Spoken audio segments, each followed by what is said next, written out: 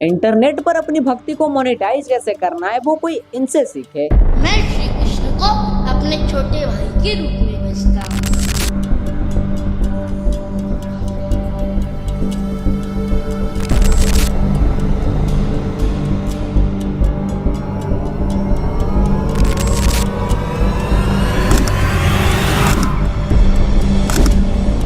ये है अभिनव अरोरा, जिसे इंडिया का यंगेस्ट स्पिरिचुअल ऑरेटर का अवार्ड मिल चुका है। हाँ भाई, बहुत बड़ा ऑरेटर है ये। इसकी बोली हुई बातें इसके अलावा कोई दूसरा समझ भी नहीं सकता। और लगातार 48 घंटों से वृंदावन में बारिश हो रही है। देखिए बिहारी जी की गलियों में पानी भर चुका है। राधे मुझे एक बात समझ में नहीं आता कि किस बात के 9 लाख फॉलोवर है इसके इंस्टाग्राम पर, बस इसलिए कि ये भगवान श्री कृष्ण की भक्ति करता है। लेकिन इसमें बड़ी बात कौन सी है? भगवान श्री कृष्ण के तो न जाने कितने ही अनगिनत भक्त हैं जो बिना सोशल मीडिया पर दिखावा किए हुए एकांत में भगवान श्री कृष्ण की भक्ति करते हैं। मैं भी कृष्ण भक्त हूँ, लेकिन वैसा नहीं जैसा आप सोच रहे हैं। मुझे कोई शौक नहीं है अपने भक्ति का दिखावा इंटरनेट पर करने की। मेरा और भगवान का रिश्ता काफी प्राइवेट है और मुझे वही एकांत पसंद है भगवान की भक्ति करने के लिए।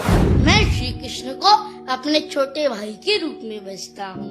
उनके साथ बातें करना, मस्ती करना, आनंद करना मुझे बहुत अच्छा लगता है। जब मैं शास्त्र पढ़ता हूँ तब वो भी मेरे साथ बैठ जाते हैं सुनने के लिए। इस बच्चे को भगवान श्री कृष्ण की कोई नॉलेज नहीं है। इसके नजर में भगवान श्री कृष्ण वो छोटे से बालक है जो बस बाल लीला करते रहते हैं और बस यही करके आज आधा देश खुद को कृष्ण भक्त कहता है। मैं दावे के साथ ये कह सकता हूँ कि इसको ना कोई ग्रंथ की नॉलेज होगी, ना कोई स्पिरिचुअल बुक की नॉलेज होगी। इसके नजर में भक्ति बस वही है कि सुबह उठो, कैमरा खोलो, कैमरा पर राधे राधे करो, लो भाई हो गई भगवान की भक्ति। इसके बावजूद इसको स्पिरिचुअल ऑरेटर का अवार्ड मिल चुका है, पता नहीं किस बात के लिए। ना तो मैंने आज तक इसको किसी प्रवचन में देखा, ना कहीं पर कथा करते देखा। तो क्या बस इंस्टाग्राम पे रीले बनाने के लिए इसको स्पिरिचुअल ऑरेटर का अवार्ड मिल चुका है? कैसे सबसे पहले पूरे संसार की, पूरी पृथ्वी की परिक्रमा करेंगे?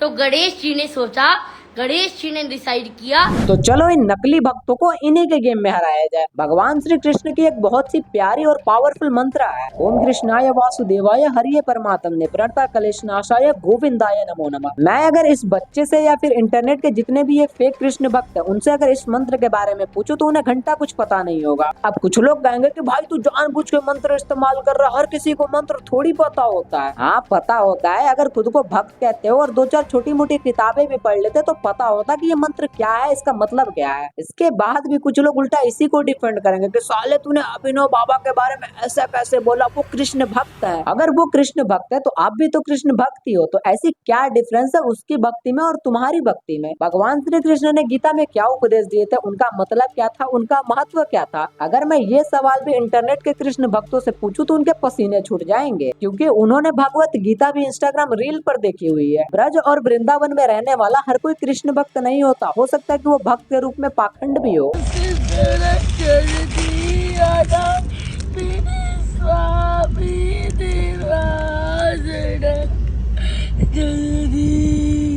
मत कर छोटे, प्लीज मत कर, बहुत ही वाहियात लग रहा है। एक छोटे से बच्चे को भी ये पता चल जाए कि ये तो व्यूज के लिए कर रहा है। भक्ति और ओवर एक्टिंग को एक साथ मत मिला। ये देखने में भले तुम्हें बच्चा लग रहा होगा, लेकिन बिजनेस करने के मामले में अभिनव अच्छों को पीछा छोड़ दे। अभिनव भाई इवेंट्स पर जाते हैं, एयरपोर्ट पर इनका स्वागत किया जाता है। फूलों की लाशों में ताजगी चाहता है, फूलों की लाशों में ताजगी चाहता है, आदमी दिया है कुछ भी चाहता है फूलों की लाशों में। अब ना तो ये कथावाचक है, ना आज तक मैंने इसको किसी प्रवचन में देखा, तो फिर किस बात का है भाई ये स्पिरिचुअल ऑरेटर? बहुत से लोग आपको कमेंट्स में यही बोलते हैं, स्कूल के लिए ट्रोलिंग करते हैं कि स्कूल क्यों नहीं जाते हो, पढ़ते क्यों नहीं हो। आपको बुरा नहीं लगता? एक बार एक संदेश।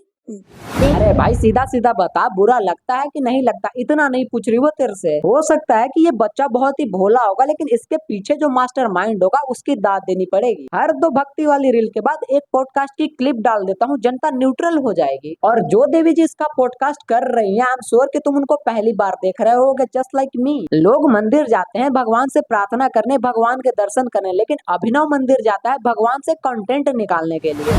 राधे राधे, जय श्री राम। पूरे विश्व में हनुमान जी के बहुत सारे मंदिर हैं, और आपने हनुमान जी के खड़े हुए और बैठी अवस्था में तो दर्शन किए ही होंगे, लेकिन आज मैं हूँ पीछे लोगों की भीड़ लगी पड़ी है भगवान के दर्शन करने के लिए, लेकिन अभिनव भाई की रील सबसे ज्यादा इम्पोर्टेंट है। इसके बाद ये बोलता है कि इसको भगवान दिखते हैं। अरे भाई, भगवान को कैमरे की नजर से देखोगे, कंटेंट के लिए देखोगे तो हर जगह पर भगवान ही दिखेंगे। इन सब में गलती अभिनव की नहीं है, उसके माँ बाप की है। ये तो अभी बच्चा है, अपने बच्चे को भक्ति सिखाओ, अच्छी बात है, लेकिन उनको भक्ति बेचना मत सिखाओ। और मैं अभिनव के माता पिता से ये रिक्वेस्ट करना चाहूंगा कि भक्ति बहुत जरूरी है, लेकिन शिक्षा भी उतनी ही जरूरी है। तो प्लीज अगर हो सके तो उसकी बेसिक स्कूलिंग पूरी करवा दो, उसके बाद इससे भक्ति करवाते रहना। जिस हिसाब से हमारे अंदर पाप और नफरत बढ़ती जा रही है, उस हिसाब से भगवान हमें इस जन्म में कभी दर्शन नहीं देने वाले, और ना हमारी इतनी हैसियत है कि हम भगवान को देख सके। लोगों के मन में पाप और लालच भरे पड़े हैं। घर पे बूढ़े माँ बाप की सेवा नहीं हो रही, लेकिन पहले इसको भगवान के दर्शन करने हैं। जो चीजें तुम्हारे पास है, जो चीजें तुम्हें खुशी देती है, सही मायने में वही तुम्हारा भगवान है। अगर भगवान साक्षात धरती पर अवतार भी ले लेना तो लोग उनको भी ऑकवर्ड फील करवा देंगे अपने डिमांड्स बताते बताते। हर किसी को भगवान से कुछ न कुछ चाहिए। कोई ये समझने की कोशिश नहीं करता कि आखिर भगवान को हमसे क्या चाहिए। आज के समय में कोई भक्त नहीं है, सबके अंदर कोई ना कोई लालच या किसी न किसी बात के डर उसको भगवान से जोड़ कर रखती है। ओशो ने एक बार कहा था कि अगर लोगों को ऐसा बता दिया जाए कि जो ये पूजा पाठ वो कर रहे हैं उसका कोई मतलब नहीं है, भगवान उनकी एक भी मनोकामना को पूरी नहीं करेंगे, तो उसके अगले ही दिन से लोग भगवान को पूजना बंद कर देंगे। दुनिया के सारे मंदिरों को बंद कर दिया जाएगा। उसके बाद हो सकता है कि लोगों को भगवान से ही नफरत होने लगे, क्योंकि वो उनकी मनोकामना को पूरी नहीं करेगा। जितनी हमारी प्रार्थनाएं हो रही हैं सब भय और प्रलोभन पर खड़ी हैं।